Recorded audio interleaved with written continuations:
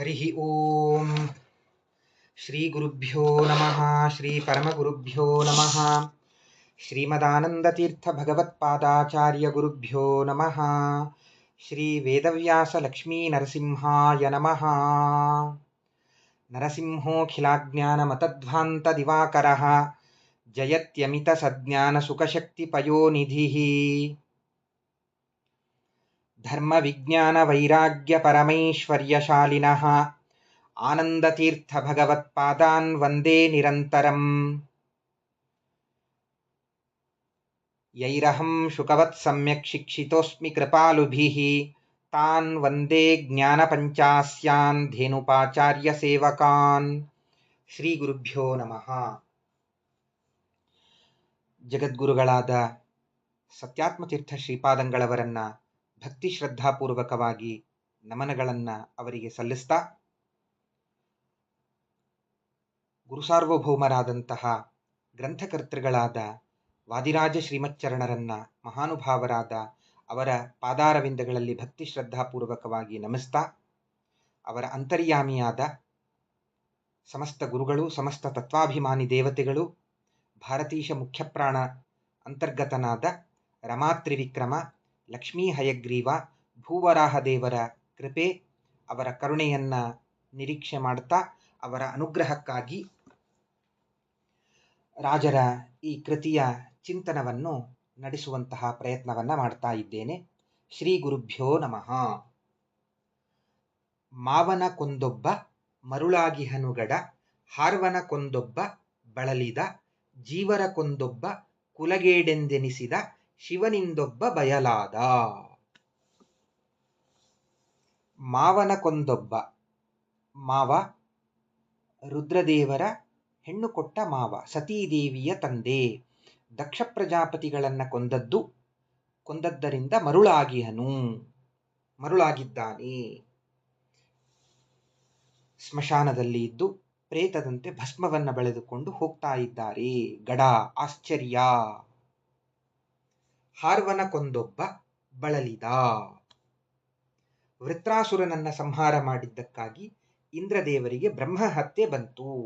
ಬ್ರಹ್ಮಹತ್ಯೆಯಿಂದ ಇಂದ್ರದೇವರು ಬಳಲಿದರು. ಜೀವರ ಕೊಂದೊಬ್ಬ ಕುಲಗೇಡೆಂದೆನಿಸಿದ, ಮೃತ್ಯುದೇವ ಎಲ್ಲ ಜೀವರನ್ನೂ ಕೊಂದು ಹಾಕ್ತಾನೆ, ಕುಲಗೇಡು ಎಂದು ಕರೆಸಿಕೊಂಡಿದ್ದಾನೆ. ಶಿವನಿಂದೊಬ್ಬ ಬಯಲಾದ, ರುದ್ರದೇವರಿಂದ ಮಹದೇವರಿಂದ ಮನ್ಮಥ ಬಯಲಾದ. ಮನ್ಮಥನ ಯಾವ ಪ್ರಯತ್ನವೂ ಕೂಡ ಕೆಲಸ ಮಾಡಲಿಲ್ಲ ಎಂಬಂತಹ ಮಾತುಗಳನ್ನ ಲಕ್ಷ್ಮೀದೇವಿ ಮಾಲೆ ಹಿಡ್ಕೊಂಡು ಮುಂದೆ ನಡೀತಾ ಇದ್ದಾಳೆ. ಶ್ರೀದೇವಿ ಆಗ ಆ ಲಕ್ಷ್ಮೀದೇವಿಗೆ ಈ 4 ಜನ ದೇವತೆಗಳ ದೋಷಗಳು ಕಾಣಿಸ್ತಾ ಇವೆ. 3 ವ್ಯಕ್ತಿಗಳ ಕೊಲೆಯ ಪ್ರಸಂಗ ಅದನ್ನ ಇಲ್ಲಿ ನಮಗೆ ತಿಳಿಸಿಕೊಡ್ತಾ ಇದ್ದಾರೆ. ಮಾವನ ಕೊಂದೊಬ್ಬ, ದಕ್ಷ ಪ್ರಜಾಪತಿ, ಇದಕ್ಕೊಂದು ಪೌರಾಣಿಕವಾದ ಕಥೆ ಇದೆ. ದಕ್ಷ ಪ್ರಜಾಪತಿ ಒಂದು ಪ್ರಜಾಪತಿಗಳೆಲ್ಲ ಮಾಡುವಂತಹ ವಿಶ್ವಸೃಜ ಎನ್ನುವಂತಹ ಒಂದು ಯಾಗ, ವಿಶ್ವಸೃಜಾಂ ಸರ್ಗೆ, ಪ್ರಜಾಪತಿಗಳೆಲ್ಲ ಮಾಡುವಂತಹ ಒಂದು ಯಜ್ಞದಲ್ಲಿ ದಕ್ಷ ಪ್ರಜಾಪತಿ ತಾನು ಪ್ರವೇಶ ಮಾಡ್ತಾ ಇದ್ದಾನೆ. ಆ ದಕ್ಷ ಪ್ರಜಾಪತಿಯ ತೇಜಸ್ಸನ್ನ ನೋಡಿ ಎಲ್ಲರೂ ಆಶ್ಚರ್ಯದಿಂದ ಎದ್ದು ನಿಂತು ಅವರಿಗೆ ಗೌರವವನ್ನು ಸಲ್ಲಿಸ್ತಾ ಇದ್ದಾರೆ. ರುದ್ರದೇವರು ಬ್ರಹ್ಮದೇವರು ಮಾತ್ರ ಆಸನದಲ್ಲಿ ಕೂತಿದ್ದಾರಂತೆ. ಅಜಂ ಲೋಕಗುರುಂ ನತ್ವಾ, ಲೋಕಗುರುಗಳಾದ ಬ್ರಹ್ಮದೇವರಿಗೆ ಈ ದಕ್ಷ ಪ್ರಜಾಪತಿಗಳು ನಮಸ್ಕಾರವನ್ನ ಮಾಡಿ ಅವರ ಆಜ್ಞೆಯನ್ನು ಪಡೆದು ತಮ್ಮ ಆಸನದಲ್ಲಿ ಕೂತಿದ್ದಾರೆ. ಸಿಟ್ಟಿನಿಂದ ರುದ್ರದೇವರನ್ನ ನೋಡ್ತಾ ಇದ್ದಾರೆ. ನಾನು ಈ ಮನುಷ್ಯನಿಗೆ ಹೆಣ್ಣು ಕೊಟ್ಟ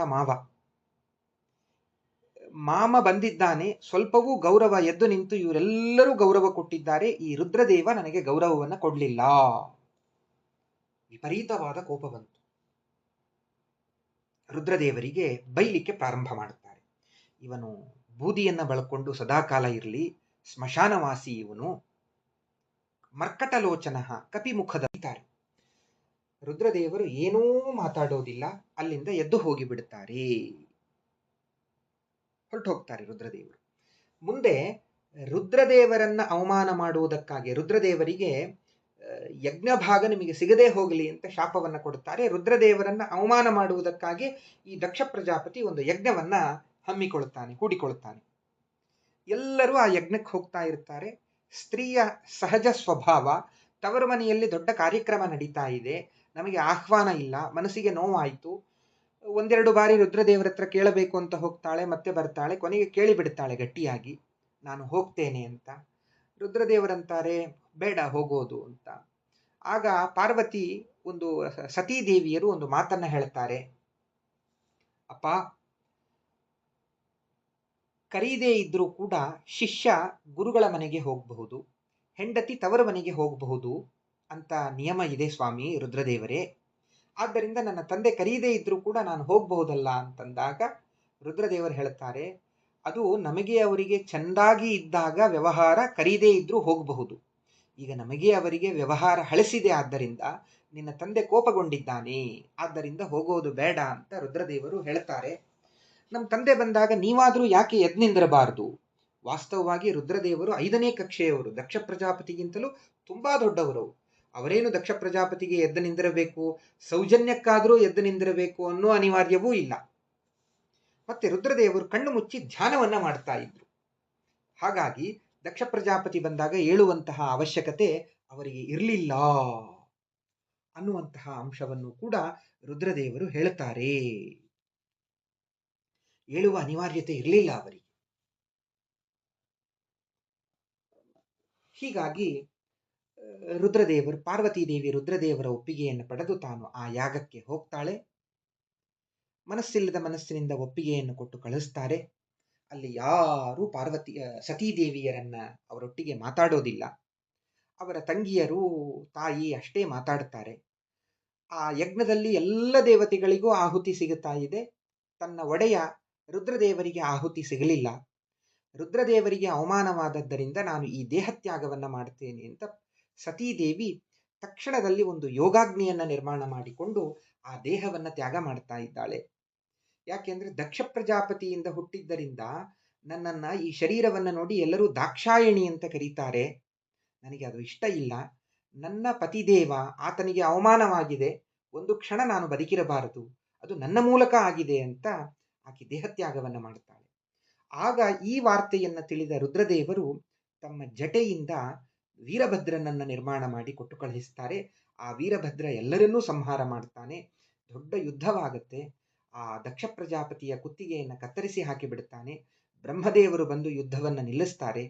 ಮತ್ತೆ ಬ್ರಹ್ಮದೇವರು ಎಲ್ಲ ದೇವತೆಗಳೊಟ್ಟಿಗೆ ಹೋಗಿ ರುದ್ರಾಂತರ್ಗತ ನರಸಿಂಹನನ್ನ ಸ್ತೋತ್ರ ಮಾಡಿ ರುದ್ರದೇವರನ್ನ ಕರ್ಕೊಂಡು ಬರ್ತಾರೆ. ರುದ್ರದೇವರು ಪರಮಶಾಂತ ಶಿಖಾಮಣಿಗಳು, ನಾರದರಿಗೆ ತತ್ವೋಪದೇಶವನ್ನ ಮಾಡ್ತಾ ಕೂತಿರ್ತಾರೆ. ಅವರನ್ನು ಕರ್ಕೊಂಡು ಬಂದು ಮತ್ತೆ ಆ ಹೋತೃವಿನ ತಲೆಯನ್ನ ಇಟ್ಟು ಆ ಯಜ್ಞವನ್ನ ಪೂರ್ಣ ಮಾಡಿದ್ರು ಅನ್ನುವಂತಹ ಒಂದು ಪೌರಾಣಿಕ ಕಥೆ, ಪುರಾಣದಲ್ಲಿ ಬಂದಂತಹ ಕಥೆ. ಲೋಕದೃಷ್ಟಿಯಿಂದ ಇದು ತಪ್ಪು ಅಂತಾಗಿದ್ರೂ ಕೂಡ ಶಾಸ್ತ್ರ ದೃಷ್ಟಿಯಿಂದ ಇದು ತಪ್ಪಲ್ಲ. ಅದಕ್ಕೆ ಗಡ ಆಶ್ಚರ್ಯ ಅಂತ ಹೇಳ್ತಾ ಇದ್ದಾರೆ ರುದ್ರದೇವರು. ದಕ್ಷ ಪ್ರಜಾಪತಿ ಹೇಳುವುದಕ್ಕೂ ಮೊದಲೇನೆ ರುದ್ರದೇವರು ಸ್ಮಶಾನವಾಸಿಗಳಾಗಿ ಪ್ರೇತಚರ್ಯೆಯನ್ನು ತಾವು ಮಾಡ್ತಾ ಇದ್ರು, ಭಗವಂತನ ಪ್ರೀತಿಗಾಗಿ ಎಂದು ಶಾಸ್ತ್ರ ನಮಗೆ ಹೇಳ್ತಾ ಇದೆ. ಪಿಶಾಚರ್ಯಾಂ ಅಚರದ್ ರುದ್ರೋ ವಿಷ್ಣಾಗ್ನೆಯೈವತು. ಭಗವಂತನ ಆಜ್ಞೆಯಿಂದ ಅವರು ಪಿಶಾಚರ್ಯೆಯನ್ನು ಮಾಡ್ತಾ ಇದ್ರು.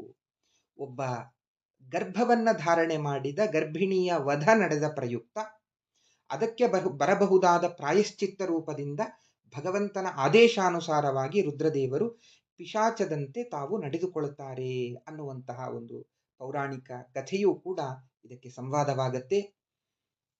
ಹೀಗೆ ಆ ರುದ್ರದೇವರು ಮಾವನನ್ನ ಕೊಂದಿದ್ದಾರೆ. ಕೊಂದದ್ದರಿಂದ ಮರುಳಾದ ಗಡ ಆಶ್ಚರ್ಯ. ಮತ್ತೆ ಇಲ್ಲಿ ಇದನ್ನೇ ನಾವು ತಿಳ್ಕೊಳ್ಬೇಕು. ಲೋಕದೃಷ್ಟಿಯಿಂದ ಲೋಕದರ್ಶನ ಮಾಶ್ರಿತ್ಯ ದೇವಾಶ್ಚ ಮುನಯಸ್ತತ ಭ್ರೂಯು ಕಥಾ. ಶಾಸ್ತ್ರದೃಷ್ಟಿಯಿಂದ ಅದು ತಪ್ಪು ಅಂತ ಆಗಿರೋದಿಲ್ಲ, ಅಲ್ಲಿ ದೋಷ ಚಿಂತನೆ ಸಲ್ಲೋದಿಲ್ಲ. ಆದರೆ ಲೋಕದೃಷ್ಟಿಯಿಂದ ದೋಷವಲ್ವಾ, ಅದನ್ನ ಆ ಕನ್ಯೆ ತಾನು ನೋಡ್ತಾ ಇದ್ದಾಳೆ ವರನಲ್ಲಿ, ಬೇಡ ಅಂತ ಮುಂದೆ ಹೋಗ್ತಾ ಇದ್ದಾಳೆ. ಈ ರೀತಿಯಾಗಿ ಒಂದು ಹಾರ್ವನ ಕೊಂದೊಬ್ಬ ಬೆಳಲಿದ. ಇಂದ್ರದೇವರು ವೃತ್ರಾಸುರನನ್ನ ಸಂಹಾರ ಮಾಡಿರ್ತಾರೆ. ವೃತ್ರಾಸುರನನ್ನ ಸಂಹಾರ ಮಾಡಿದ್ದರಿಂದ ಅವರಿಗೆ ಬ್ರಹ್ಮಹತ್ಯೆ ಬಂತು. ಆ ಬ್ರಹ್ಮಹತ್ಯೆಯನ್ನು ಪರಿಹಾರ ಮಾಡುವುದಕ್ಕಾಗಿ ಮಾನಸ ಸರೋವರದ ಮಧ್ಯದಲ್ಲಿ ಹೋಗಿ ಕಮಲದ ನಾಳದ ಮಧ್ಯದಲ್ಲಿ 1000 ವರ್ಷಗಳ ಕಾಲ ನರಸಿಂಹದೇವರನ್ನ ಉಪಾಸನೆ ಮಾಡುತ್ತಾರೆ. ಆಗಲೂ ಅವರ ಹಿಂದೆ ಬ್ರಹ್ಮಹತ್ಯೆ ಒಂದು ಹೆಣ್ಣಿನ ರೂಪದಲ್ಲಿ ಬೆನ್ನು ಹತ್ತಿದಾಗ ಆ ಬ್ರಹ್ಮಹತ್ಯೆಯನ್ನು ವಿಭಾಗ ಮಾಡಿ ನೀರಿಗೆ, ಅಗ್ನಿಗೆ ಅದನ್ನ ಹಾಕ್ತಾರೆ ಅನ್ನುವಂತಹ ಮಾತನ್ನ ಹೇಳ್ತಾ ಇದ್ದಾರೆ. ನೀರಿನಲ್ಲಿ ತಟಾಕ, ಸರೋವರ, ಕೆರೆ, ನದಿಗಳು, ಈ ನೀರಿನಲ್ಲಿ ಯಾರು ಉಗುಳುತ್ತಾರೋ, ಮಲಮೂತ್ರವನ್ನ ವಿಸರ್ಜನೆ ಮಾಡುತ್ತಾರೋ, ಆ ನೀರಿನಲ್ಲಿರುವ ಬ್ರಹ್ಮಹತ್ಯೆ ಅವರಿಗೆ ವರ್ಗಾವಣೆಯಾಗತ್ತೆ. ಬ್ರಹ್ಮಹತ್ಯೆಯ ಇನ್ನೊಂದು ಭಾಗವನ್ನ ಇಂದ್ರದೇವರು ಅಗ್ನಿಗೆ ಹಾಕಿದ್ದಾರೆ. ಆರಿಹೋದ ಶಾಂತವಾದ ಅಗ್ನಿಯಲ್ಲಿ ಯಾರು ಹೋಮವನ್ನ ಮಾಡುತ್ತಾರೋ ಅವರಿಗೆ ಆ ಅಗ್ನಿಯಲ್ಲಿರುವಂತಹ ಬ್ರಹ್ಮಹತ್ಯೆ ವರ್ಗಾವಣೆಯಾಗತ್ತೆ ಎಂಬುದಾಗಿ ಹೇಳ್ತಾರೆ. ಒಟ್ಟಾರೆ ವೃತ್ರಾಸುರನನ್ನ ಕೊಂದದ್ದರಿಂದ ಅವರಿಗೆ ಬ್ರಹ್ಮಹತ್ಯೆ ಬಂತು. ಇದು ಕೂಡ ಲೋಕದರ್ಶನಮಾಶ್ರಿತ್ಯ, ಲೋಕದರ್ಶನವನ್ನ ನೋಡಿ ಈ ರೀತಿಯಾಗಿ ಹೇಳಿದ್ದು. ವಾಸ್ತವವಾಗಿ ಇಂದ್ರೋ ವೃತ್ರಂ ಹತ್ವಾ ಮಹಾನಭೂತ್, ಇಂದ್ರದೇವರು ವೃತ್ರಾಸುರನನ್ನ ಸಂಹಾರ ಮಾಡಿದ್ದರಿಂದ ಮಹೇಂದ್ರ ಎನ್ನುವಂತಹ ಹೆಸರು ಅವರಿಗೆ ಬಂತು ಎಂಬುದಾಗಿ ಶಾಸ್ತ್ರಗಳು ಹೇಳುತ್ತದೆ. ಹೀಗಾಗಿ ಇಂದ್ರದೇವರಿಗೆ ಆ ಮಹೇಂದ್ರ ಹೆಸರು ಬಂದದ್ದೇ ಈ ರೀತಿಯಿಂದ. ಆದರೆ ವೃತ್ರಾಸುರನನ್ನ ಕೊಂದಿರತಕ್ಕಂತಹ ದೇವೇಂದ್ರನಿಗೆ ಅವನು ಬಳಲಿದ್ದು ಇದು ಭಗವಂತನ ಆಜ್ಞೆಗೆ ಅನುಸಾರವಾಗಿ, ಗಡ ಆಶ್ಚರ್ಯ ಎಂಬುದಾಗಿ ರಾಜರು ನಮಗೆ ಇಲ್ಲಿ ತಿಳಿಸಿಕೊಡ್ತಾ ಇದ್ದಾರೆ. ಹೀಗೆ ಇನ್ನೊಬ್ಬ ವ್ಯಕ್ತಿ ಜೀವರ ಕೊಂದೊಬ್ಬ ಕುಲಗೇಡೆನಿಸಿದ. ಧರ್ಮ ಕ್ವಚಿತ್ತಸ್ಯ ನಭೂತ ಸೌಹೃದಂ, ಶಾಸ್ತ್ರ ಹೇಳುತ್ತದೆ. ಒಬ್ಬನಲ್ಲಿ ಧರ್ಮ ಇದೆ, ಆದರೆ ಭೂತ ಸೌಹೃದ ಇಲ್ಲ. ಅದನ್ನು ಇಲ್ಲೂ ಕೂಡ ನಾವು ತೆಗೆದುಕೊಳ್ಳಬಹುದು. ಕ್ವಚಿಜ್ಜರಾಯುರ್ ನಹಿಶೀಲ ಮಂಗಲಂ, ಮೃತ್ಯುದೇವತೆಗೆ ಒಂದು ಕಲ್ಪದ ಕೊನೆಯವರೆಗೂ ಆಯುಷ್ಯ ಇದೆ, ಅಷ್ಟು ಸುದೀರ್ಘವಾದ ಆಯುಷ್ಯ. ಯಾಕೆ? ಅವನು ಜಗನ್ಮಾರಕ, ಎಲ್ಲರನ್ನೂ ಕೊಲ್ತಾನೆ. ದೀರ್ಘಾಯುಷಿ ಹೌದು, ಆದರೆ ಒಳ್ಳೆಯ ಶೀಲ, ದಯೆ, ಕನಿಕರ ಇದು ಯಾವುದೂ ಆತನಿಗೆ ಇಲ್ಲ. ದಂಪತಿಗಳನ್ನ ಅಗಲಿಸಿ ಬಿಡ್ತಾನೆ ಅವನು. ಹೆಂಡತಿಯನ್ನ ಕೊಂದು ಗಂಡನನ್ನ ವಿಧುರ ಅಂತ ಅನಿಸ್ತಾನೆ, ಗಂಡನನ್ನ ಕೊಂದು ಹೆಂಡತಿಯನ್ನ ವಿಧವೆ ಅಂತ ಅನಿಸಿಬಿಡ್ತಾನೆ. ಏನೋ ಮಗನ ಮುಂಜಿ ಇಟ್ಕೊಂಡಾರೆ, ಮೊಮ್ಮಗನ ಮುಂಜಿ ಇದೆ, ಪಾಪ ಅದಾದ ಮೇಲೆ ಅವನನ್ನು ಕರ್ಕೊಂಡು ಹೋಗೋಣ ಅಂತ ಏನಾದ್ರೂ ರಿಯಾಯಿತಿ ಕೊಡ್ತಾರಾ ಮೃತ್ಯುದೇವತೆ? ಕೊಡೋದಿಲ್ಲ. ಪಾಪ ಮೊಮ್ಮಕ್ಕಳು ಹೊಸ ಮನೆ ವಾಸ್ತು ಹೋಮ ಇಟ್ಕೊಂಡಿದ್ದಾರೆ, ಮಗಳ ಮದುವೆ ಇದೆ ಮುಂದಿನ ತಿಂಗಳಲ್ಲಿ, ಆ ಮದುವೆ ಮುಗಿದ ಮೇಲೆ ಕರ್ಕೊಂಡು ಹೋಗೋಣ. ಕಾಲನ ಕಾಲ್ ಬಂದ ಮೇಲೆ ಮುಗಿದು ಹೋಯ್ತು, ಕಾಯುವಂತೆ ಇಲ್ಲೇ ಇಲ್ಲ. ನಿರ್ದಯವಾಗಿ ಮೃತ್ಯುದೇವತೆ ತಾನು ಕರ್ಕೊಂಡು ಹೋಗ್ತಾನೆ. ಆದ್ದರಿಂದ ಇವನಲ್ಲಿ ಭೂತ ಸೌಹೃದ, ದಯೆ ಇಲ್ಲ. ಆದ್ದರಿಂದ ಮೃತ್ಯುದೇವ ನನಗೆ ಬೇಡ. ಶಿವನಿಂದೊಬ್ಬ ಬಯಲಾದ, ಶಿವನನ್ನ ಒಲಿಸಬೇಕು, ತಪಸ್ಸು ಮಾಡಿ ಆ ದಕ್ಷ ಪ್ರಜಾಪತಿಯ ಯಜ್ಞದಲ್ಲಿ ಯಾವ ಸತೀದೇವಿ ದೇಹವನ್ನು ಬಿಟ್ಟಿರ್ತಾಳಲ್ಲ, ಅವಳೇ ಪರ್ವತರಾಜನ ಮಗಳಾಗಿ ಮತ್ತೆ ಹುಟ್ಟುತ್ತಾಳೆ. ಶಿವನನ್ನ ಒಲಿಸಿ ಶಿವನನ್ನ ಪತಿಯನ್ನಾಗಿ ಮಾಡಿಕೊಳ್ಳಬೇಕು ಅಂತ ಕಠೋರವಾದ ತಪಸ್ಸನ್ನ ಸತೀದೇವಿ ತಾನು ಆಚರಿಸ್ತಾ ಇರ್ತಾಳೆ. ಆಚರಿಸ್ತಾ ಇರಬೇಕಾದ್ರೆ ಆಗ ರುದ್ರದೇವರು ಪರಮ ವೈರಾಗ್ಯ ಶಿಖಾಮಣಿಗಳು, ಅವರ ಮನಸ್ಸೇ ಮಾಡೋದಿಲ್ಲ, ಮಹಾವಿರಕ್ತ ಶಿಖಾಮಣಿಗಳು. ಆಗ ಮನ್ಮಥ ತನ್ನ ಪರಿವಾರದೊಂದಿಗೆ ಬಂದು ಶಿವನಿಗೆ ತೊಂದರೆ ಕೊಡಲಿಕ್ಕೆ ಬರ್ತಾನೆ. ರುದ್ರದೇವರು ಧ್ಯಾನದಲ್ಲಿ ಕೂತಿರ್ತಾರೆ. ಆಗ ಆ ಪಾರ್ವತಿ ಎಲ್ಲ ಸಖಿಯರೊಂದಿಗೆ ಬಂದು ರುದ್ರದೇವರನ್ನ ಉಪಚಾರ ಮಾಡ್ತಾ ಇರ್ತಾಳೆ. ಆ ಸರಿಯಾದ ಸಮಯವನ್ನ ನೋಡಿ ಹರ್ಷಣಾಸ್ತ್ರವನ್ನ ಶಿವನ ಎದೆಗೆ ಹಾಕ್ತಾನೆ. ಶಿವನಿಗೆ ಒಂದು ಉಲ್ಲಾಸ, ಸಂತೋಷವಾಗುತ್ತೆ, ಉತ್ಸಾಹ ಮೂಡುತ್ತೆ. ಅದಾದ ಮೇಲೆ ಮನ್ಮಥ ರೋಚನಾಸ್ತ್ರವನ್ನ ತಾನು ಪ್ರಯೋಗ ಮಾಡ್ತಾನೆ. ಶಿವನಿಗೆ ಆ ಪಾರ್ವತಿಯ ಸೌಂದರ್ಯ ತುಂಬಾ ಆಕರ್ಷಕವಾಗಿ ಕಾಣಲಿಕ್ಕೆ ಪ್ರಾರಂಭ ಆಗತ್ತೆ. ಅವನ ಬಾಯಿಯಿಂದ ಪಾರ್ವತಿಯ ಸೌಂದರ್ಯವನ್ನ ಶಿವ ವರ್ಣನೆ ಮಾಡಲಿಕ್ಕೆ ಪ್ರಾರಂಭ ಮಾಡ್ತಾನೆ. ಇದನ್ನು ಕೇಳಿ ಪಾರ್ವತಿ ನಾನು ಧನ್ಯಳಾದೆ, ನನ್ನ ತಪಸ್ಸು ಫಲಿಸಿತು ಅಂತ ಅಂದುಕೊಳ್ತಾಳೆ. ಆ ತಕ್ಷಣದಲ್ಲಿ ಶಿವನ ಮೇಲೆ ಇನ್ನೊಂದು ಅಸ್ತ್ರವನ್ನು ಹಾಕಬೇಕು. ಒಂದು ಕ್ಷಣದಲ್ಲಿ ರುದ್ರದೇವರು ಎಚ್ಚರಗೊಳ್ಳುತ್ತಾರೆ. ಆ ಮೋಹನಾಸ್ತ್ರ ವ್ಯರ್ಥವಾಗಿ ಹೋಗುತ್ತೆ. ರುದ್ರದೇವರು ತಮ್ಮ 3ನೇ ಕಣ್ಣನ್ನು ತೆಗಿತಾರೆ. ಆ ಮನ್ಮಥ ಸುಟ್ಟು ಬೂದಿಯಾಗಿ ಬಿಟ್ಟು ಬಿಡುತ್ತಾನೆ. ಮನ್ಮಥ ಬಯಲಾದ ಅಂದ್ರೆ ಅವನ ಪ್ರಯತ್ನವೆಲ್ಲವೂ ಕೂಡ ವ್ಯರ್ಥವಾಯಿತು. ಪಾರ್ವತಿಯ ಕುರಿತಾಗಿ ಒಂದು ಬಗೆಯ ಕಾಮನವನ್ನ ಶಿವನಲ್ಲಿ ಉಂಟು ಮಾಡಬೇಕು ಅಂತ ಹೊರಡುತ್ತಾನೆ, ಅದು ವ್ಯರ್ಥವಾಗಿ ಹೋಯಿತು. ಆ ಅಂಶವನ್ನ ಇಲ್ಲಿ ನಮಗೆ ತಿಳಿಸಿಕೊಡ್ತಾ ಇದ್ದಾರೆ. ಹೀಗೆ ಇವರ್ಯಾರೂ ಕೂಡ ಯಾರನ್ನೂ ನಾನು ವಿವಾಹ ಮಾಡಿಕೊಳ್ಳೋದಿಲ್ಲ ಎಂಬುದಾಗಿ ಪಾರ್ವತಿ ತಾನು ಹೇಳುತ್ತಾಳೆ. ಮತ್ತೊಂದು ಮಾತನ್ನ ಹೇಳುತ್ತೆ. ಮುಂದೆ ಮಾಲೆಯನ್ನು ಹಿಡ್ಕೊಂಡು ಹಾಗೆ ಹೊರಡುತ್ತಾಳೆ. ಧರ್ಮ ಉಂಟೊಬ್ಬನಲ್ಲಿ ಹೆಮ್ಮೆಯ ಹೆಸರಿಗೆ ಅಮ್ಮಮ್ಮ ತಕ್ಕ ಗುಣವಿಲ್ಲ, ಕ್ಷಮೆಯ ಬಿಟ್ಟೊಬ್ಬ ನರಕದಲ್ಲಿ ಜೀವರ ಮರ್ಮವ ಮೆಟ್ಟಿ ಕೊಲಿಸುವ ಶೋಭಾನೆ. ಒಬ್ಬನಲ್ಲಿ ಒಳ್ಳೆ ಧರ್ಮ ಇದೆ, ಧರ್ಮ ಉಂಟು, ಆದರೆ ಅಂಥ ಆಶ್ಚರ್ಯಕರವಾದ ಗುಣ ಅವನಲ್ಲಿ ಇಲ್ಲ. ಆ ಧರ್ಮಕ್ಕೆ ತಕ್ಕಂತಹ ಗುಣವಿಲ್ಲ. ಯಮಧರ್ಮರಾಜ, ಆ ಹೆಸರಿಗೆ ತಕ್ಕ ಧರ್ಮರಾಜ, ಆ ಹೆಸರಿಗೆ ತಕ್ಕಂತಹ ಗುಣ ಆತನಲ್ಲಿ ಇಲ್ಲ. ಇನ್ನೊಬ್ಬಾತ ವಾಯುದೇವ, ಅವನಲ್ಲಿ ಕ್ಷಮಾ ಅಂತನ್ನೋದೇ ಇಲ್ಲ. ಎಲ್ಲ ಜೀವರನ್ನೂ ಕೂಡ ಆತ ತಾನು ಶಿಕ್ಷೆಯನ್ನ ಕೊಡ್ತಾನೆ ಅನ್ನುವಂತಹ ಮಾತನ್ನ ಇಲ್ಲಿ ನಮಗೆ ತಿಳಿಸಿಕೊಡ್ತಾ ಇದ್ದಾರೆ. ಇದರ ಪೌರಾಣಿಕ ಕಥೆಯನ್ನ ನಾವು ತಿಳಿತಾ ಹೋಗೋಣ. ಯಮಧರ್ಮರಾಜ ಬಹಳ ದೊಡ್ಡ ದೇವತೆ. ಆ ಧರ್ಮಕ್ಕೆ ಮೂಲಭೂತವಾದಂತಹ ಕ್ಷಮಾಗುಣ ಯಮಧರ್ಮರಾಜನಲ್ಲಿ ಇಲ್ಲ. ನರಕದಲ್ಲಿ ಪಾಪಿಗಳನ್ನ ಸುಟ್ಟು ಬಿಡ್ತಾನೆ. ದುಷ್ಟ ಕಾರ್ಯಗಳನ್ನ ಮಾಡಿದವರನ್ನ ಯಾವ ಸಂಕೋಚವಿಲ್ಲದೆ ಎಲ್ಲರನ್ನೂ ಕೂಡ ಅವನು ಸುಟ್ಟು ಹಾಕ್ತಾನೆ ಎಂಬುದಾಗಿ ಇಲ್ಲಿ ಹೇಳ್ತಾ ಇದ್ದಾರೆ. ಇದು ಕೂಡ ಮೇಲ್ನೋಟಕ್ಕೆ ದರ್ಶನ ಭಾಷೆಯಲ್ಲಿ ಇದು ದೋಷ ಅಂತ ಕಾಣ್ತಾ ಇದೆ. ಆದರೆ ಶಾಸ್ತ್ರ ದೃಷ್ಟಿಯಿಂದ ಪಾಪಿಗಳನ್ನ ದುಷ್ಟರನ್ನ ಕ್ಷಮಿಸೋದೇ ತಪ್ಪು, ಅವರನ್ನು ಸಂಹಾರ ಮಾಡಬೇಕು. ಶಾಸ್ತ್ರ ದೃಷ್ಟಿಯಿಂದ ಅದು ಸರಿಯಾದದ್ದೇ. ಇಲ್ಲೂ ಕೂಡ ಯಮಧರ್ಮರಾಜ ಯಾಕೆ ಹೀಗೆ ಮಾಡ್ತಾನೆ? ಭಗವಂತನ ಆದೇಶ ಇದೆ. ವಾಯುದೇವರು ಯಾಕೆ ನಿತ್ಯ ನರಕದಲ್ಲಿ ತೊಂದರೆಯನ್ನು ಕೊಡುತ್ತಾರೆ? ಭಗವಂತನ ಆದೇಶವಿದೆ. ದೇವರು ಸ್ವತಂತ್ರನಾದವನು, ಅವನು ಆದೇಶ ಮಾಡಿದ್ದಾನೆ, ನಾವು ಅಸ್ವತಂತ್ರರು, ಅದನ್ನ ಪಾಲನೆ ಮಾಡಬೇಕು. ಯಮಧರ್ಮರಾಜ ಅದೆಂಥ ಧರ್ಮಮೂರ್ತಿ, ಪುರಾಣದ ಹಿನ್ನೆಲೆಯಲ್ಲಿ ಅದನ್ನು ತಿಳ್ಕೊಳ್ಳೋ ಪ್ರಯತ್ನವನ್ನ ಮಾಡೋಣ.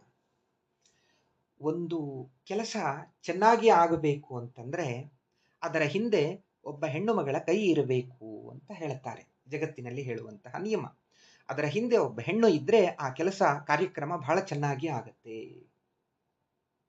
ಒಂದು ಕಾರ್ಯಕ್ರಮ ಹಾಳಾಗಬೇಕು ಅಂದ್ರೆ ಅದರ ಹಿಂದೆ ಇನ್ನೊಬ್ಬ ಹೆಣ್ಣಿನ ಕೈ ಇದ್ರೆ ಸಾಕು ಅಂತ ತಮಾಷೆಗೆ ಹೇಳುತ್ತಾರೆ. ಹೇಳೋ ತಾತ್ಪರ್ಯ, ಒಬ್ಬ ಹೆಣ್ಣು ಹಿಂದೆ ಇದ್ಲು ಅಂದ್ರೆ, ಒಂದು ಮನೆ ಧಾರ್ಮಿಕವಾಗಿ ನಡೀತಾ ಇರಬೇಕು ಅಂದ್ರೆ ಆ ಹೆಣ್ಣು ಮಗಳಿಗೆ ಧರ್ಮ ಪ್ರಜ್ಞೆ ಚೆನ್ನಾಗಿ ಇರಬೇಕು. ಒಬ್ಬ ಗಂಡ ಧರ್ಮಿಷ್ಠನಾಗಿ ಇರಬೇಕು, ನ್ಯಾಯದಿಂದ ಇರಬೇಕು ಅಂದ್ರೆ ಹೆಣ್ಣು ಮಕ್ಕಳ, ಹೆಂಡತಿಯ ಮಕ್ಕಳ ಸಹಾಯ ಅವನಿಗೆ ಬಹಳ ಬೇಕು. ತಂದೆ ಹೆಂಡವನ್ನ ಕುಡಿಬಾರದು, ತಪ್ಪು ಅಂತ ಕಠೋರವಾಗಿ ಹೋರಾಟ ಮಾಡ್ತಾ ಇರ್ತಾನೆ, ಸರ್ಕಾರದ ವಿರುದ್ಧ, ಜನರ ವಿರುದ್ಧ, ರಾಜನ ವಿರುದ್ಧ. ಅವನ ಮಗನೇ ಹೆಂಡ ಕುಡಿದು ತಂದೆಯನ್ನ ಬಾಯಿಗೆ ಬಂದ ಹಾಗೆ ಬೈತಾ ಇದ್ರೆ ಅವನ ಹೋರಾಟಕ್ಕೆ ಬೆಲೆ ಇದೆಯಾ? ಅವನ ಹೆಂಡತಿಯೇ ಯಾವ ತಪ್ಪನ್ನ ಮಾಡಬಾರದು ಅಂತ ಹೇಳ್ತಾ ಇರ್ತಾನೋ, ನ್ಯಾಯದಿಂದ ಒಂದು ಪೈಸಾ ಲಂಚವನ್ನ ತಗೋಬಾರದು, ಅನ್ಯಾಯದ ಹಣವನ್ನ ಮುಟ್ಟಬಾರದು, ಅವನ ಹೆಂಡತಿ ಅನ್ಯಾಯಕ್ಕೆ ಪರಾಕಾಷ್ಠಳಾಗಿದ್ಲು ಅಂದ್ರೆ ಅವನೇನು ಧರ್ಮವನ್ನ ಮಾಡಲಿಕ್ಕೆ ಸಾಧ್ಯ? ಮನೆಯಲ್ಲಿ ಗಂಡ ದೇವರ ಪೂಜೆ ಮಾಡಬೇಕು ಅಂತಂದ್ರೆ ಅದಕ್ಕೆ ಹೆಂಡತಿಯ ಸಹಕಾರ ಬೇಕಾಗಿರುತ್ತೆ ಅಲ್ವಾ? ಯಮಧರ್ಮರಾಜ ಧರ್ಮಮೂರ್ತಿ, ಅವನು ತುಂಬಾ ಚೆನ್ನಾಗಿ ಧರ್ಮವನ್ನ ಮಾಡುತ್ತಾನೆ. ಆ ಧರ್ಮರಾಜನಿಗೆ ಒಬ್ಬ ಹೆಂಡತಿ ಅಲ್ಲ, ಒಂದು ಹೆಣ್ಣು ಕಾರ್ಯಕ್ರಮದ ಹಿಂದೆ ಇದ್ರೆ ಸಕ್ಸಸ್ ಆಗತ್ತೆ, ಇನ್ನೊಬ್ಬ ಹೆಣ್ಣು ಅದರಲ್ಲಿ ಸೇರಿದ್ಲು ಅಂದ್ರೆ ಕೆಟ್ಟ ಹೋಗತ್ತೆ ಅಂತ ತಮಾಷೆಗೆ ಹೇಳ್ತಾರಲ್ಲ. ಯಮಧರ್ಮರಾಜನಿಗೆ 13 ಜನ ಹೆಂಡಂದಿರು. ಯಮಧರ್ಮರಾಜನ ಧರ್ಮಕ್ಕೆ ಅವರ ಸಹಕಾರ ಹೇಗಿದೆ? ಯಾರ್ಯಾರವರು 13 ಜನ ಹೆಂಡಂದಿರು ಅಂದ್ರೆ, ಶ್ರದ್ಧಾ, ಮೈತ್ರಿ, ದಯಾ, ಶಾಂತಿ, ತುಷ್ಟಿ, ಪುಷ್ಟಿ, ಕ್ರಿಯಾ, ಉನ್ನತಿ, ಬುದ್ಧಿ, ಮೇಧಾ, ತಿತಿಕ್ಷಾ, ಹ್ರೀ, ಮೂರ್ತಿರ ಧರ್ಮಸ್ಯ ಪತ್ನಯ. ಭಾಗವತ ನಮಗೆ ಈ ಮಾತನ್ನು ತಿಳಿಸಿಕೊಡ್ತಾ ಇದೆ. ದೇವರು ಹೇಳಿದ ಭಗವದ್ಗೀತೆ ಪುರಾಣಗಳ ಮೇಲೆ, ಗುರುಗಳು ಉಪದೇಶ ಮಾಡಿದ ಮಂತ್ರದ ಮೇಲೆ ಶ್ರದ್ಧೆ ಬೇಕು. ಶಾಸ್ತ್ರಗಳ ಮೇಲೆ ಶ್ರದ್ಧೆ ಬೇಕು, ನಂಬಿಕೆ ಬೇಕು, ಗಟ್ಟಿ ನಂಬಿಕೆ ಬೇಕು. ನಾನು ಎಷ್ಟೇ ಪ್ರಶ್ನೆ ಮಾಡುವಂತಹ ಶಾಸ್ತ್ರಗಳನ್ನು ಓದಿರಬಹುದು, ಶ್ರದ್ಧೆ ಬೇಕು. ಆ ಶ್ರದ್ಧೆಗೆ ಅಭಿಮಾನಿ ದೇವತೆ ಯಮಧರ್ಮರಾಜನ ಕೈ ಹಿಡಿದ್ಲಂತೆ. ಹಾಗಾದ್ರೆ ಯಮಧರ್ಮರಾಜನಿಗೆ ಶ್ರದ್ಧೆಯ ವಿಷಯದಲ್ಲಿ ಹೆಂಡತಿಯ ಸಹಕಾರ ಎಷ್ಟರ ಮಟ್ಟಿಗೆ ಇರುತ್ತೆ? ಮೈತ್ರಿ, ಎಲ್ಲ ಜೀವರ ಜೊತೆಗೆ ಮೈತ್ರಿಯಿಂದ ಇರಬೇಕು, ಪ್ರೇಮದಿಂದ ಇರಬೇಕು. ಎಲ್ಲ ಸಜ್ಜನರ ಮೇಲೆ ದಯೆಯನ್ನ ಮಾಡಬೇಕು. ಈ ಮೈತ್ರಿಗೆ ಅಭಿಮಾನಿಯಾದ ಒಬ್ಬ ಹೆಂಡತಿ, ದಯೆಗೆ ಅಭಿಮಾನಿಯಾದ ಒಬ್ಬ ಹೆಂಡತಿ, ಶಾಂತಿ, ಒಂದೊಂದು ಗುಣಗಳು ಅದ್ಭುತ. ಸಮಯವಿಲ್ಲ, ನಾನು ಮುಂದೆ ಹೋಗ್ತಾ ಇದ್ದೇನೆ. ಶಾಂತ ಮನಸ್ಸಿನಿಂದ ಕೂತಾಗ ಒಳಗೆ ಭಗವತ್ ತತ್ವ ಸ್ಫುರಣವಾಗತ್ತೆ. ದೇವರು ತೋರ್ತಾನೆ. ಇದ್ದದ್ದರಲ್ಲಿ ತೃಪ್ತಿಯನ್ನ ಪಡೋದು, ಏನ್ ಬರುತ್ತೋ ಅದರಲ್ಲಿ ಸಂತೋಷದಿಂದ ಇರೋದು. ನನ್ನ ತಪ್ಪು ಇಲ್ಲದೇ ಇದ್ದಾಗಲೂ ಕೂಡ ದೊಡ್ಡವರು ನನ್ನನ್ನು ಬೈದಾಗ ಸಹನೆ ಮಾಡೋದು. ಏಕಾಂತದಲ್ಲಿ ನಾನು ತಪ್ಪು ಮಾಡಬೇಕಾದ್ರೆ ನಾಚಿಕೊಳ್ಳುವುದು. ಇವೆಲ್ಲ ಅದ್ಭುತವಾದ ಗುಣಗಳು. ಈ ಗುಣಗಳಿಗೆ ಅಭಿಮಾನಿ ದೇವತೆಗಳೇ ಯಮಧರ್ಮರಾಜನ ಕೈ ಹಿಡಿದ್ರು. ಹಾಗಾದ್ರೆ ಯಮಧರ್ಮರಾಜ ಅದೆಂಥ ಧರ್ಮಿಷ್ಠ, ಅದೆಷ್ಟು ಧರ್ಮಗಳನ್ನ ಮಾಡ್ತಾನೆ ಅಲ್ವಾ? ಅಂತಹ ಯಮಧರ್ಮರಾಜನು ಮೇಲ್ನೋಟಕ್ಕೆ ಎಲ್ಲರ ಜೀವರನ್ನ ನರಕದಲ್ಲಿ ಹಾಕಿ ಅವರು ಮಾಡಿದ ತಪ್ಪುಗಳಿಗೆ, ನೀನು ಒಬ್ಬ ಹೆಣ್ಣು ಮಗಳನ್ನ ಹಾಳು ಮಾಡಿದಿ, ನೀನು ಒಬ್ಬ ಗರ್ಭಿಣಿ ಸ್ತ್ರೀಯರಿಗೆ ತೊಂದರೆ ಕೊಟ್ಟಿ, ನೀನು ಇನ್ನೊಬ್ಬರ ಹಣವನ್ನ ನುಂಗಿ ಹಾಕಿದಿ, ಅನ್ಯಾಯವಾಗಿ ಒಬ್ಬ ಪ್ರಾಮಾಣಿಕನಿಗೆ ಶಿಕ್ಷೆಯನ್ನ ಕೊಟ್ಟಿ ನೀನು. ಹೀಗಾಗಿ ಆ ಎಲ್ಲ ತಪ್ಪುಗಳಿಗೆ ಶಿಕ್ಷೆ ಕೊಡಬೇಕು ತಾನೇ ಯಮ. ಶಾಸ್ತ್ರೀಯವಾಗಿ ಯಮಧರ್ಮ ಮಾಡಿದ್ದು ಸರಿ. ಆದರೆ ಲೋಕದೃಷ್ಟಿಯಿಂದ ಯಾರಿಗಾದ್ರೂ ತೊಂದರೆ ಆದರೆ ನಾವೇನಂತೀವಿ ಸಹಜವಾಗಿ? ಅಯ್ಯೋ ಪಾಪ, ಹಾಗಾಗ್ಬಾರ್ದಾಗಿತ್ತು ಅಂತೀವಿ. ಹಾಗೆ ಹುಟ್ಟಬಾರ್ದಾಗಿತ್ತು. ಕಣ್ಣಿಲ್ಲದ ಮಗು ಹುಟ್ಟತ್ತೆ, ಏನೋ ರೋಗದಿಂದ ಹುಟ್ಟಿದ ಮಗು ಹುಟ್ಟತ್ತೆ, ನೂರಾರು ರೋಗಗಳು ಹುಟ್ಟಿಬಿಡುತ್ತೆ ಆ ಮಗು. ಅಯ್ಯೋ ದೇವರಿಗೆ ಕರುಣೆ ಇಲ್ಲ ರೀ, ಯಾಕಿಂಥ ಮಕ್ಕಳನ್ನ ಹುಟ್ಟಿಸ್ತಾನೆ ಅಂತ ನಾವು ಅನ್ಕೊಳ್ತೀವಿ ಮೇಲ್ನೋಟಕ್ಕೆ. ಶಾಸ್ತ್ರೀಯವಾಗಿ ಯಾರಿಗ್ ಗೊತ್ತು? ಅವನು ಪುಲ್ವಾಮಾ ಮೇಲೆ ಅಟ್ಯಾಕ್ ಮಾಡಿರ್ತಾನೇನು, ಜಲಿಯನ್ ವಾಲಾಬಾಗ್, ಈ ತರಹ ಏನೇನೋ ನಿಷ್ಕಾರಣದಿಂದ ಎಷ್ಟೋ ಜನನ್ನ ಕೊಂದು ಹಾಕಿರ್ತಾನೇನು. ಅವನ ಕರ್ಮಕ್ಕೆ ಅನುಸಾರವಾಗಿ ಭಗವಂತ ಅವನಿಗೆ ಜನ್ಮವನ್ನ ಕೊಡ್ತಾನೆ. ಅವನ ಕರ್ಮಕ್ಕೆ ಅನುಸಾರವಾಗಿ ಯಮಧರ್ಮರಾಜ ನಮಗೆ ಶಿಕ್ಷೆಯನ್ನ ಕೊಡ್ತಾನೆ. ಹೀಗಾಗಿ ಶಾಸ್ತ್ರ ದೃಷ್ಟಿಯಿಂದ ಅದು ತಪ್ಪಲ್ಲ, ಲೋಕದೃಷ್ಟಿಯಿಂದ ತಪ್ಪು ಅಂತ ಅನಿಸತ್ತೆ. ಒಬ್ಬ ಹೆಣ್ಣು ಲೋಕದೃಷ್ಟಿಯನ್ನ ನೋಡ್ತಾ ಹೋಗಬೇಕು ತಾನೆ. ಹಾಗೆ ಲಕ್ಷ್ಮೀ ದೇವಿ, ಇವನಲ್ಲಿ ಧರ್ಮರಾಜ ಅಂತ ಹೆಸರಿದೆ, ಆದರೆ ಅಮ್ಮಮ್ಮ ಆಶ್ಚರ್ಯ, ಅದಕ್ಕೆ ಮೂಲಭೂತವಾದ ದಯಾ ಕ್ಷಮಾಗುಣ ಇವನಲ್ಲಿ ಇಲ್ಲ. ವಾಯುದೇವರು ನಿತ್ಯ ನರಕದಲ್ಲಿ ಅಂಧಂತಮಸ್ಸಿನಲ್ಲಿ ದೈತ್ಯಾನಾಂ ಆರ್ತಿಮಂಧೇ ತಮಸಿ ವಿದಧತಾಂ ಸಂಸ್ತವೇ ನಾಸ್ಮಿ ಶಕ್ತಃ ತಾಮಿಸ್ರಾಂದಾಧಿಕಾಕ್ಯೆ ತಮಸಿ ಸುಬಹುಲಂ ದುಃಖ ಯಸ್ಯನ್ಯಥಾಜ್ಞಾನ್. ಅನೇಕ ತರಹದ ಶಿಕ್ಷೆಗಳನ್ನು ವಾಯುದೇವರು ಕೊಡ್ತಾರೆ. ನರಕದಲ್ಲಿ ಪಾಪಿಗಳಿಗೆ ಸ್ವಲ್ಪ ರಿಯಾಯಿತಿ ಆದರೂ ಇರ್ತದೆ. ವಾಯುದೇವರು ಕೊಡುವ ನಿತ್ಯ ನರಕದಲ್ಲಿ ಅಂಧಂತಮಸ್ಸಿನಲ್ಲಿ ದುಷ್ಟರನ್ನ ದಂಡಿಸಬೇಕಾದ್ರೆ ಅಲ್ಲಿ ರಿಯಾಯಿತಿ ಇರೋದಿಲ್ಲ ಎಂಬುದಾಗಿ ಹೇಳ್ತಾರೆ. ಇವರೆಲ್ಲರೂ ಕೂಡ ದುಷ್ಟರಲ್ಲ ವಾಸ್ತವವಾಗಿ. ಈಗ ಜನಾರ್ದನ ಅಂತ ದೇವರನ್ನ ಕರೀತಾರೆ. ಜನಾನ್ ಅರ್ಧಯತಿ, ಜನರನ್ನ ಹಿಂಸೆ ಕೊಡುವವನು. ಯಾವ ಜನರನ್ನ? ದುಷ್ಟ ಜನರನ್ನ. ಹಾಗೆ ಇವರು ಕೂಡ ದುಷ್ಟ ಜೀವರಿಗೆ ಶಿಕ್ಷೆಯನ್ನ ಕೊಡ್ತಾರೆ ಎಂಬುದಾಗಿ ನಾವು ತಿಳ್ಕೊಳ್ಬೇಕು. ಎಲ್ಲ ಧರ್ಮವೂ ಕೂಡ ಬೇರೆ ಬೇರೆ. ಉಪಾಧ್ಯಾಯನ ಧರ್ಮ ಬೇರೆ, ಪುರೋಹಿತನ ಧರ್ಮ ಬೇರೆ, ಹೆಂಡತಿಯ ಧರ್ಮ ಬೇರೆ, ಗಂಡನ ಧರ್ಮ ಬೇರೆ, ಗುರುವಿನ ಧರ್ಮ ಬೇರೆ, ಶಿಷ್ಯನ ಧರ್ಮ ಬೇರೆ, ಪೊಲೀಸನ ಧರ್ಮ ಬೇರೆ, ನ್ಯಾಯಾಧೀಶನ ಧರ್ಮ ಬೇರೆ. ಎಲ್ಲ ಧರ್ಮಗಳೂ ಬೇರೆ ಬೇರೆ, ಭಿನ್ನ ಭಿನ್ನವಾದ ಧರ್ಮಗಳು. ಒಬ್ಬ ಪೊಲೀಸು ಖಡಕ್ಕಾಗಿ ಇರಬೇಕು. ಒಬ್ಬ ನ್ಯಾಯಾಧೀಶನಿಗೆ ಆ ವ್ಯಕ್ತಿ ಕಾಣಿಸಬಾರದು, ಅವನು ಮಾಡಿದ ತಪ್ಪು ಮಾತ್ರ ಕಾಣಿಸ್ತಾ ಇರಬೇಕು. ಅದು ಅವನ ಧರ್ಮ. ಹೀಗೆ ಧರ್ಮಗಳೆಲ್ಲ ಭಿನ್ನ ಭಿನ್ನ. ತಪ್ಪು ಮಾಡಿದವರಿಗೆ ಶಿಕ್ಷೆಯನ್ನು ಕೊಡೋದು ಯಮಧರ್ಮ, ವಾಯುದೇವರ ಗುಣ. ಲೋಕದೃಷ್ಟಿಯಿಂದ ದರ್ಶನ ಭಾಷೆಯಲ್ಲಿ ಈ ರೀತಿಯಾಗಿ ಇವನು ಏನಪ್ಪ ನಿಷ್ಕರುಣ, ಕರುಣೆ ಇಲ್ಲ ಅಂತ ಅನಿಸೋದು ಸಹಜ. ಆ ದೃಷ್ಟಿಯನ್ನು ನೋಡಿ ಲಕ್ಷ್ಮೀದೇವಿ ಅವರನ್ನು ತ್ಯಾಗ ಮಾಡಿ ಮುಂದೆ ತಾನು ಹೋಗ್ತಾ ಇದ್ದಾಳಂತೆ ಅನ್ನುವಂತಹ ಮಾತನ್ನು ಹೇಳ್ತಾ ಇದ್ದಾರೆ. ಖಳನಂತೆ ಒಬ್ಬ ತನಗೆ ಸಲ್ಲದ ಭಾಗ್ಯವ ಬಲ್ಲಿದ ಗಂಜಿ ಬರಿಗೈದ ದುರ್ಲಭ ಮುಕ್ತಿಗೆ ದೂರವೆಂದೆನಿಸುವ ಪಾತಾಳಕ್ಕೆ ಇಳಿದ ಗಡ. ಖಳನಂತೆ, ಕಳ್ಳ ಅಲ್ಲ, ಖಳನಂತೆ. ಅವನು ಬಲಿಚಕ್ರವರ್ತಿಯ ಕುರಿತಾಗಿ ಹೇಳ್ತಾ ಇದ್ದಾರೆ. ದುರ್ಜನನಂತೆ ತೋರ್ತಾ ಇದ್ದಾನೆ ಬಲಿಚಕ್ರವರ್ತಿ. ವಾಸ್ತವವಾಗಿ ವಿಷ್ಣು ಭಕ್ತ ಬಲಿಚಕ್ರವರ್ತಿ.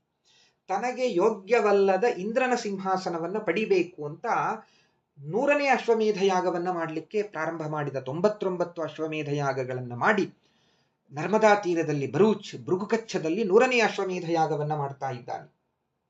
ವಾಸ್ತವವಾಗಿ ಅದು ತನಗೆ ಯೋಗ್ಯವಾಗಿರಲಿಲ್ಲ. ಮುಂದಿನ ಸಾವರ್ಣಿ ಮನ್ವಂತರದಲ್ಲಿ ಬಲಿಚಕ್ರವರ್ತಿಗೆ ಇಂದ್ರ ಪದವಿ ಬರೋದೇ ಇದೆ, ಅವನು ಕಾಯ್ಬೇಕಾಗಿತ್ತು. ಆದರೆ ಈಗಲೇ ನನಗೆ ಇಂದ್ರ ಪದವಿ ಬೇಕು ಅಂತ ಅದನ್ನು ಕಬಳಿಸಬೇಕು ಅಂತ ಹೊರಟ. ವಾಸ್ತವವಾಗಿ ಭಕ್ತ, ಖಳನಲ್ಲ, ಖಳನಂತೆ ತನಗೆ ಸಲ್ಲದ ಭಾಗ್ಯವನ್ನ ಬೇಕು ಅಂತ ಹೊರಟ. ವಾಮನ ದೇವರು ದಾನವನ್ನ ಇಸ್ಕೊಳ್ಳುವುದಕ್ಕಾಗಿ ಅಲ್ಲಿ ಬಂದ್ರು. ತ್ರಿವಿಕ್ರಮನಾಗಿ ಬೆಳೆದ ಮೇಲೆ ಆತನಿಗೆ ಅಂಜಿ ಬರಿಗೈಯಿಂದ ಹೋಗಿಬಿಟ್ರು. ಒಂದು ಪಾದದಿಂದ ಕೆಳಗಿನ ಲೋಕ, ಒಂದು ಪಾದದಿಂದ ಮೇಲಿನ ಲೋಕ, 3ನೇ ಪಾದವನ್ನು ಬಲಿಚಕ್ರವರ್ತಿಯ ತಲೆ ಮೇಲೆ ಇಟ್ಟುಬಿಟ್ಟ. ಇದರಿಂದ ದುರ್ಲಭವಾದ ಮುಕ್ತಿಗೆ ದೂರವೆಂದೆನಿಸಿದ ಪಾತಾಳಕ್ಕೆ. ಬಲಿಚಕ್ರವರ್ತಿ ಹೋದದ್ದು ಸುತಲ ಲೋಕಕ್ಕೆ, ಪಾತಾಳ ಅನ್ನೋ ಅರ್ಥದಲ್ಲಿ ಕೆಳಗಿನ ಲೋಕಕ್ಕೆ ಹೋದರು ಎಂಬುದಾಗಿ ಇಟ್ಕೊಳ್ಳಬೇಕು. ಇನ್ನೊಮ್ಮೆ ಬಲಿಚಕ್ರವರ್ತಿ ಏನ್ ಮಾಡಿದ್ರು, ವೈಕುಂಠದಲ್ಲಿ ಅಮುಕ್ತ ಸ್ಥಾನದಲ್ಲಿ ಎಲ್ಲ ದೇವತೆಗಳು ಕೂತಾಗ ಬಲಿಚಕ್ರವರ್ತಿಗೆ ಅಸುರಾವೇಶ ಆಗತ್ತೆ. ಅವನು ಬಂದಿರ್ತಾನೆ ದೇವರನ್ನು ಪೂಜೆ ಮಾಡಬೇಕು ಅಂತ. ಆಗ ನಿದ್ರೆ ಬಂದಂತೆ ಬಲಿಚಕ್ರವರ್ತಿ ಮಲ್ಕೊಂಡ್ಬಿಡ. ಪರಮಾತ್ಮ ಅವನಿಗೆ ಬಲಿಚಕ್ರವರ್ತಿಗೆ ಅಸುರಾವೇಶವಾದದ್ದು ಎಲ್ಲರಿಗೂ ತಿಳಿಸೋದಕ್ಕಾಗಿ ದೇವರು ನಿದ್ರೆ ಮಾಡಿದಂತೆ ನಟನೆ ಮಾಡ್ತಾನೆ. ಆಗ ಬಲಿಚಕ್ರವರ್ತಿ ಭಗವಂತನ ಒಂದು ಸಂಕಲ್ಪಕ್ಕೆ ಅನುಗುಣವಾಗಿ ದೇವತೆಗಳು ನಿದ್ರೆ ಬಂದವರಂತೆ ಮಾಡ್ತಾರೆ. ಆಗ ಬಲಿಚಕ್ರವರ್ತಿ ಮಲಗಿದ ದೇವರ ಕಿರೀಟವನ್ನು ತಗೊಂಡು ಓಡ್ ಹೋಗ್ಬಿಡ್ತಾನೆ. ಆಮೇಲೆ ಬಲ್ಲಿದ ಗಂಜಿ, ಬಲ್ಲಿದ ಅಂದ್ರೆ ಚೆನ್ನಾಗಿ ತಿಳಿದವನು, ಬಲಿಷ್ಠ, ವಾಮನ ಅಥವಾ ಗರುಡ. ಗರುಡ ಹೋಗಿ ಬೆನ್ನತ್ತಿ ಬಲಿಚಕ್ರವರ್ತಿ ಮೇಲೆ ಯುದ್ಧವನ್ನು ಮಾಡಿ ಆ ಕಿರೀಟವನ್ನು ತಗೊಂಡು ಗೋಮಂತಕ ಪರ್ವತದಲ್ಲಿದ್ದ ಕೃಷ್ಣನ ತಲೆ ಮೇಲೆ ಆ ಕಿರೀಟವನ್ನಿಟ್ಟು ಗರುಡ ತಾನು ಬರ್ತಾನೆ. ವೈಕುಂಠದಲ್ಲಿದ್ದ ನಾರಾಯಣ ಕೃಷ್ಣ ಇಬ್ಬರೂ ಸಮಾನ ಅಂತ ಒಂದು ಅರ್ಥ ತೋರಿದರೆ, ಆ ಅಸುರಾವೇಶದಿಂದ ಆ ಕಳ್ಳತನವನ್ನ ಮಾಡಿ ಮೋಕ್ಷಕ್ಕೆ ದೂರವೆನಿಸಿದ ಪಾತಾಳ ಲೋಕಕ್ಕೆ, ಸುತಲ ಲೋಕಕ್ಕೆ ಹೋಗಿಬಿಟ್ಟ ಎಂಬುದಾಗಿ ಇಲ್ಲಿ ತಿಳಿಸ್ತಾ ಇದ್ದಾರೆ. ಸುತಲ ಲೋಕ, ಲೋಕದೃಷ್ಟಿಯಿಂದ ಸಮಗ್ರವಾದ ಐಶ್ವರ್ಯ, ಸಮೃದ್ಧಿ ಎಲ್ಲಾ ಚೆನ್ನಾಗಿತ್ತು, ಮಹತ್ವಪೂರ್ಣವಾಗಿತ್ತು. ಆದರೆ ದುರ್ಲಭವಾದ ಮುಕ್ತಿಗೆ ದೂರವೆಂದೆನಿಸಿದ ಎಂಬುದಾಗಿ ಹೇಳ್ತಾ ಇದ್ದಾರೆ. ಖಳನಂತೆ ಅವನು ವರ್ತನೆಯನ್ನ ಮಾಡಿದ್ದ. ಬಲಿಚಕ್ರವರ್ತಿ ತುಂಬಾ ಮಹಾವಿಷ್ಣು ಭಕ್ತ. ಹಾಗಾಗಿ ಅವನನ್ನು ಪಾತಾಳಕ್ಕೆ ತುಳಿದ ಮೇಲೆ ಭಗವಂತ ತಾನೇ ಹೋಗಿ ಅವನ ಮನೆಯ ದ್ವಾರವನ್ನ ತಾನು ಕಾಯ್ತಾ ಇದ್ದಾನಂತೆ. ಪರಮಾತ್ಮ ಬಲಿಚಕ್ರವರ್ತಿಯ ಮನೆಯ ದ್ವಾರದಲ್ಲಿ ತಾನು ನಿಂತಿದ್ದಾನೆ, ಗೇಟ್ ಕೀಪರ್ ಆಗಿ. ನೋಡ್ರಿ, ಭಕ್ತರಿಗಾಗಿ ಭಗವಂತ ಏನಾದ್ರೂ ಮಾಡಬಲ್ಲ. ಎಷ್ಟು ಆಶ್ಚರ್ಯ. ಎಲ್ಲರ ಆಯುಷ್ಯವ ಶಿಂಶುಮಾರ ದೇವ ಸಲ್ಲೀಲೆಯಿಂದ ತೊಲಗಿಸುವ ಒಲ್ಲೆ ನಾನಿವರ ನಿತ್ಯ ಮುತ್ತೈದೆ ಎಂದು ಬಲ್ಲವರೆನ್ನ ಭಜಿಸುವರು. ಎಲ್ಲರೂ ಒಬ್ರು 100 ವರ್ಷ, 100 ವರ್ಷ, 1000 ವರ್ಷ, 2000 ವರ್ಷ, 10,000 ವರ್ಷ, ಮನ್ವಂತರ, 14 ಮನ್ವಂತರ. ಎಲ್ಲರ ಆಯುಷ್ಯವೂ ದೇವತೆಗಳ ಆಯುಷ್ಯ ಮನುಷ್ಯರ ಕಾಲಮಾನಕ್ಕಿಂತಲೂ ಸುದೀರ್ಘವಾಗಿದೆ. ಮನುಷ್ಯರ 1 ವರ್ಷ ಅಂದ್ರೆ ದೇವತೆಗಳಿಗೆ 1 ದಿನ.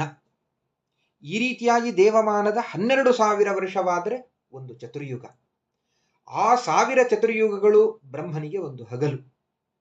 ಹೇಗೆ ದೇವತೆಗಳ ಆಯುಷ್ಯ ಬ್ರಹ್ಮದೇವರು ಇಂತಹ 100 ವರ್ಷ ಬ್ರಹ್ಮದೇವರಿಗೆ ಆಯುಷ್ಯ. 1 ದಿನ ಮುಗಿಬೇಕು ತಾನೇ ಆಯುಷ್ಯ. 100 ವರ್ಷ ಆದ ಮೇಲೆ ಆ ತಮ್ಮ ಟರ್ಮ್ ಮುಗಿದ ಮೇಲೆ 1 ಕ್ಷಣವೂ ಕೂಡ ಇರುವಂತೆ ಇಲ್ಲ ಅಲ್ಲಿ.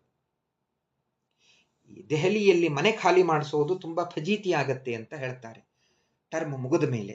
ಹಾಗೆ ಇಲ್ಲ ಇಲ್ಲಿ. ಶಿಂಶುಮಾರ ದೇವ ಚೇಳಿನ ರೂಪದಲ್ಲಿ ಭಗವಂತ ಇದ್ದಾನೆ. ಎಲ್ಲರ ಆಯುಷ್ಯವನ್ನ ಲೀಲೆಯಿಂದ, ಸಲ್ಲೀಲೆಯಿಂದ, ಆಟ ಆಡ್ತಾ ಎಳೆದು ಬಿಡ್ತಾನೆ. ಕ್ರೀಡೆಯಿಂದ, ಲೀಲೆಯಿಂದ ಎಲ್ಲ ಆಯುಷ್ಯವನ್ನ ಭಗವಂತ ತಾನು ಎಳೆದು ಬಿಡ್ತಾನೆ. ಯಾವ ಶಿಂಶುಮಾರ? ಧ್ರುವ ಚಕ್ರವರ್ತಿ ಯಾವ ಲೋಕದಲ್ಲಿ ಇದ್ದಾನೋ, ಯಾವ ಶಿಂಶುಮಾರನ ಸುತ್ತಲೂ ಎಲ್ಲ ಗ್ರಹಗಳು, ಎಲ್ಲ ನವಗ್ರಹಗಳು, ನಕ್ಷತ್ರಾಭಿಮಾನಿ ದೇವತೆಗಳು, ಸೂರ್ಯಚಂದ್ರರು ಸುತ್ತಲೂ ತಿರುಗುತ್ತಾ ಇರ್ತಾರೋ ಅಂತಹ ಶಿಂಶುಮಾರ ದೇವ.